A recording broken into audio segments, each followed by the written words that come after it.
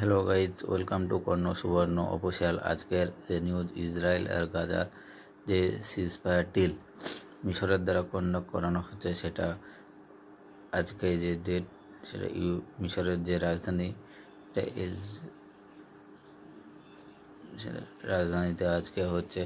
আপনারা দেখতে পাচ্ছেন যে গাজার যে এখানে ম্যাপে দেখানো হচ্ছে, ইসরায়েলের আর্মি আস্তে আস্তে সেখান থেকে সরে যেতে শুরু করেছে এবং গাজার যে সাধারণ মানুষ, তারা নিজেদের বাসস্থানে আস্তে আস্তে ফিরে যাচ্ছে। এটা হচ্ছে আজকে সবথেকে গুরুত্বপূর্ণ ভালো খবর।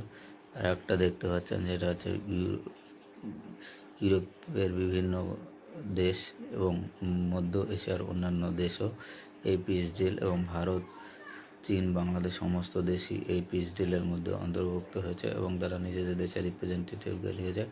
ডোনাল্ড ট্রাম্প আজকে এই স্পিচ অ্যাটেন্ড করেছে। সবথেকে আশ্চর্য বিষয় হয়েছে যে গাজা আর যে ইসরায়েলের যে প্রতিনিধি, তারা এখানে এই পিস ডিলে উপস্থিত হয়নি। তাছাড়া বিশ্বের যে সমস্ত অন্যান্য দেশের নেতা সবাই এখানে এসছে। আপনারা এখানে দেখতে পাচ্ছেন যে ডোনাল্ড ট্রাম্প আর হচ্ছে ইউএসের প্রেসিডেন্ট এখানে উপস্থিত হয়েছে আজকে।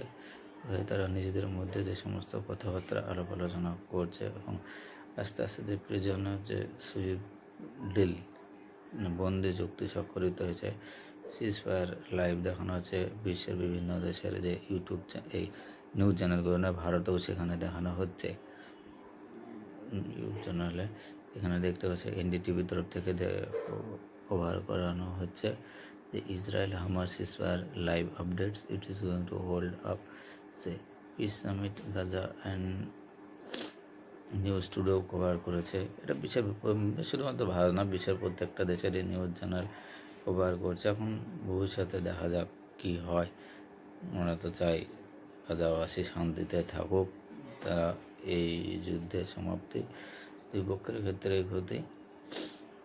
দেখা যাক সামনে কি হয়। ইসরায়েলের তো বিশ্বাস করা যায় না, ওরা তো বলে এক করে আর এক। এখন মধ্য এশিয়ার যে সমস্ত সৌদি আরব, ইউএই, কাতার, মিশর, জর্ডন, এরা যেহেতু দায়িত্ব নেয়, তাহলে হয়তো ভবিষ্যতে আমরা দেখতে পারি যে ভালো গাজা কনফ্লিক্ট আস্তে আস্তে শেষ হবে। কিন্তু ইসরায়েলের যে ব্যবহার, সে দেখে হয়তো মনে হচ্ছে না যে ইসরায়েল এখানেই থামবে, কারণ ইসরায়েলের যে প্রধানমন্ত্রী আসেন, আর ইসরায়েল প্রধানমন্ত্রী না আসার কারণে এটার যে সামিট, সেটা মোটামুটি ইউজলেস হওয়ার দিকেই।